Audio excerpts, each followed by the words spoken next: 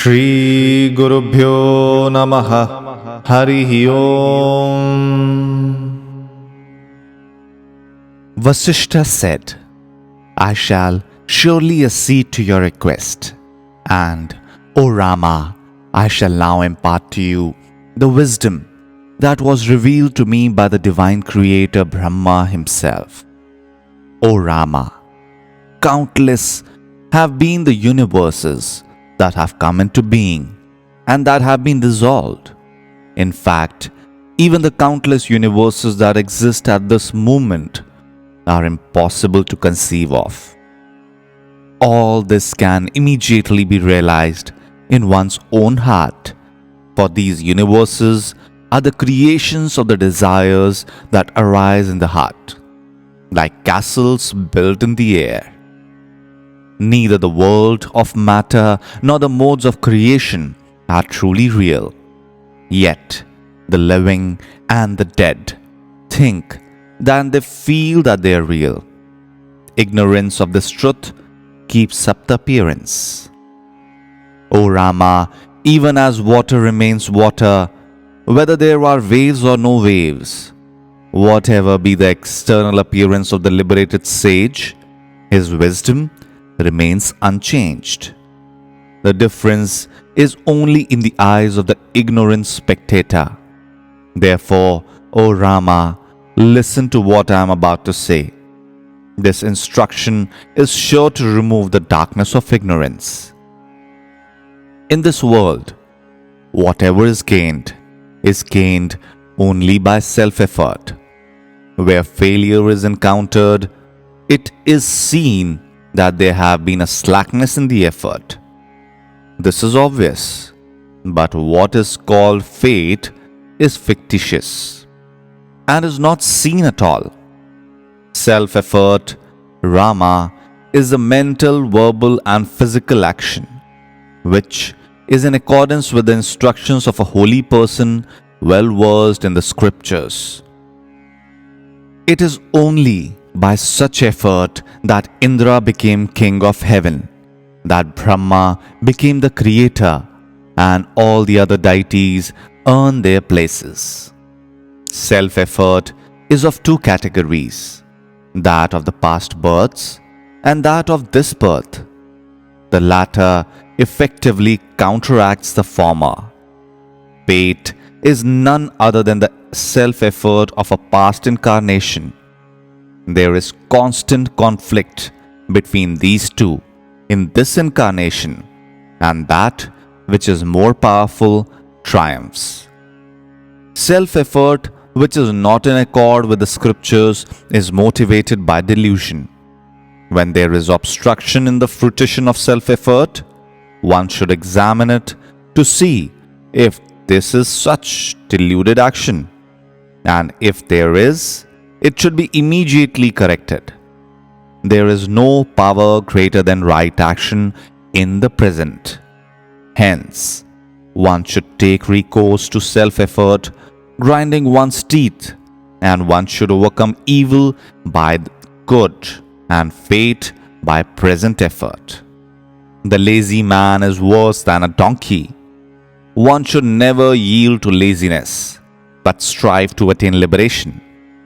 Seeing that life is ebbing away every moment, one should not revel in the filth known as self-pleasure, as a worm revels in pus.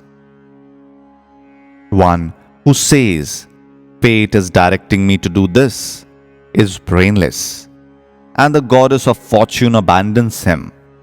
Hence, by self-effort, acquire wisdom and then realize that this self-effort is not without its own end, in the direct realization of the truth.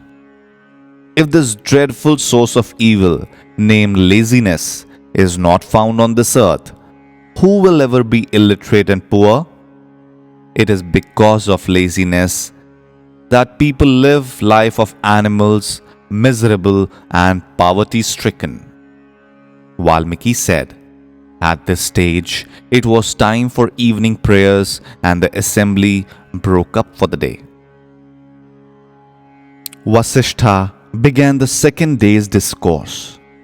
As is the effort, so is the fruit. O Rama, this is the meaning of self-effort and is also known as fate. When afflicted by suffering, people cry, "Alas, what tragedy! Alas, look at my fate," both of which mean the same thing. What is called fate or divine will is nothing other than the action or self-effort of the past. The present is infinitely more potent than the past. They indeed are fools who are satisfied with the fruits of their past effort, which they regard as divine will, and do not engage themselves in self-effort now. Sometimes it happens that without effort, someone makes a great gain. For example, the state elephant chooses, in accordance with an ancient practice, a mendicant as a ruler of a country whose king suddenly died without leaving an heir. This is certainly neither an accident nor some kind of divine act, but the fruit of the mendicant's self-effort in the past birth. Sometimes it happens that a farmer's self-effort are made fruitless by a hailstorm. Surely, the hailstorm's power is greater than farmer's effort, and the farmer should put forth greater effort now. He should not grieve over the inevitable loss. If such grief is justified, why should he not grieve daily over the inevitability of death? The wise man should of course know what he is capable of attaining by self-effort and what he is not. It is ignorance, however, to attribute all this to an outside agency and to say that God sent me to heaven or to hell, or that an outside agency makes me do this or that. Such an ignorant person should be shunned. One should free oneself from likes and dislikes and engage oneself in righteous self-effort and reach the supreme truth, knowing that self-effort alone is another name for divine will. We only ridicule the fatalist. That alone is self-effort, which springs from right understanding that manifests in one's heart, which has been exposed to the teachings of the scriptures and to the conduct of holy ones. O Rama, one should, with a body free from illness and mind free from distress, pursue self-knowledge, so that he is not born here again. Such self-effort has a threefold root and therefore threefold fruit: an inner awakening in intelligence, a decision in the mind, and the physical action. Self-effort is based on these three: knowledge of scriptures, instructions of the preceptor, and one's own effort. Fate or the divine dispensation does not enter here. Hence, who desires salvation should divert the impure mind to pure endeavor by persistent effort. This is the very essence of all scriptures. Rama, the tendencies brought forward from the past incarnations are of two kinds: pure and impure. The pure ones lead you towards liberation, and the impure ones invite trouble. You are indeed consciousness itself, not inert physical matter. You are not impelled to action by anything other than yourself.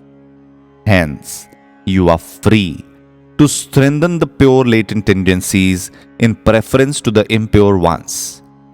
The holy ones emphasize, persistently tend the path that tends to the eternal good. And the wise seeker knows the fruit of my endeavors will be commensurate with the intensity of my self-effort, and neither fate nor a god can ordain it otherwise. Indeed, Such self-effort alone is responsible for whatever man gets here. When he is sunk in unhappiness, to console him, people suggest that it is his fate. This is obvious. One goes abroad and once appease their hunger by undertaking a journey and by eating food, not on account of fate. No one has ever seen such a fate or a god, but everyone has experienced how an action, good or evil, leads to a result. Hence, right from one's own childhood, one should endeavor to promote one's true good or salvation by a keen, intelligent study of scriptures, by having the company of the holy ones, and by right self-effort. Fate or divine dispensation is merely a convention which has come to be regarded as truth by repeatedly declared to be the truth. If this God of fate is truly the ordainer of everything in this world, of what meaning is any action, even like bathing, speaking, or giving? And whom should one teach at all? No, in this world, except a corpse, everything is active, and such activity yields its appropriate result. No one has ever realized the existence of a fate or divine dispensation. People use such expression as, "I am impelled by fate or divine dispensation to do this," for self-satisfaction. But this is not true. For example, if an astrologer predicts that a young man would become a great scholar, does that young man become a scholar without study? No. Then why do we believe in divine dispensation? Rama, this sage Vishwamitra, became a Brahma Rishi by self-effort. All of us have attained self-knowledge by self-effort alone. Hence, renounce fatalism and apply yourself to self-effort. With this, we finish today's chapter. See you again.